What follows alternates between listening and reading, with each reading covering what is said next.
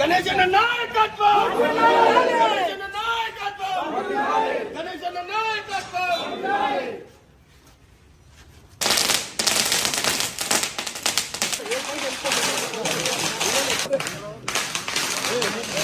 అభిమానం కదా.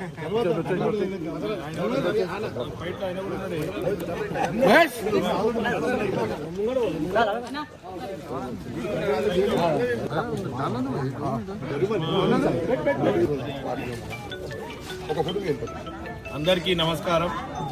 ఈరోజు చాలా శుభదాయకం. ప్రెసిడెంట్ ఆఫ్ ఇండియా ఆఫీస్ నుంచి డిఫెన్స్ సెక్రటరీకి ప్రెసిడెంట్ ఆఫ్ ఇండియా ఆఫీస్ నుంచి ఒక లెటర్ పోయింది. ఏదైతే కంటోన్మెంట్ సికింద్రాబాద్ కంటోన్మెంట్ బోర్డుని మున్సిపల్ కార్పొరేషన్లో విలీనం చేయాలి, 1200 కోట్ల రూపాయలను బకాయిలని వెంటనే చెల్లించాలి, ప్రజాస్వామ్యాన్ని కాపాడాలి.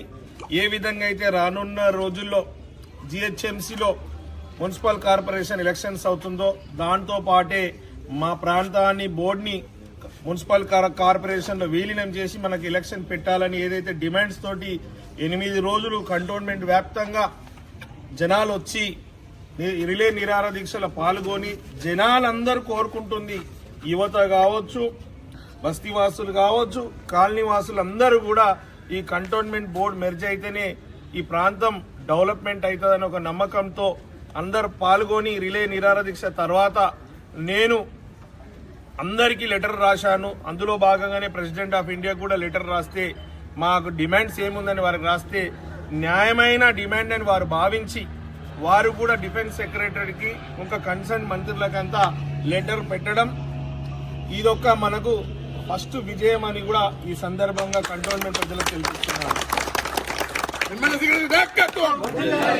ఇప్పటిదాకా మన పోరాటం మన కంటోన్మెంట్ వారికి కొంతమందికి తెలిసింది.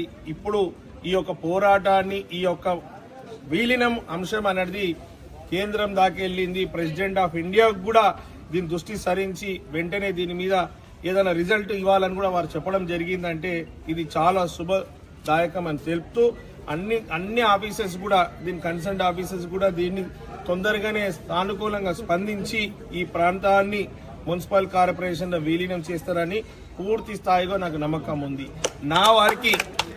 మన వారికి ఒక ఎమ్మెల్యేగా ఒక సిటిజన్స్ ఆఫ్ కంటోన్మెంట్ బోర్డుగా ఇంతవరకు చేస్తున్నాం.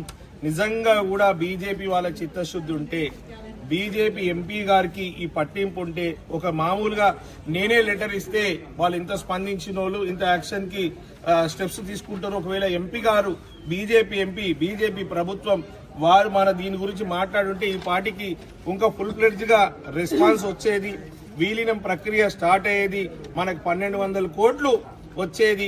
ఏ విధంగా అంటే రాష్ట్రంలో ఉన్న అన్ని మున్సిపల్లో సర్పంచ్ ఎలక్షన్లు అయ్యి అందరూ ఓటు హక్కు వినియోగించుకుంటే మన కంటోన్మెంట్ బోర్డు లిమిట్లో ఉన్న వాళ్ళు కూడా ఈ రోజు ఓట్ల హక్కు వినియోగించుకుంటారని నమ్మకం ఉంది. కానీ బీజేపీ ఎంపీ అయిన ఈటెల రాజేందర్ గారు, ఇక్కడ స్థానికంగా ఉన్న బీజేపీ వారు కావచ్చు, కేంద్ర మంత్రులంతా తొందరగా దీని మీద స్పందించి ఈ కంటోన్మెంట్ బోర్డు ఏరియా మొత్తం బాగా డెవలప్మెంట్ కావడానికి సహకరించాలని వారిని కూడా ఈ మీడియా ద్వారా వారిని కూడా కోరుతున్నాను. ధన్యవాదాలు.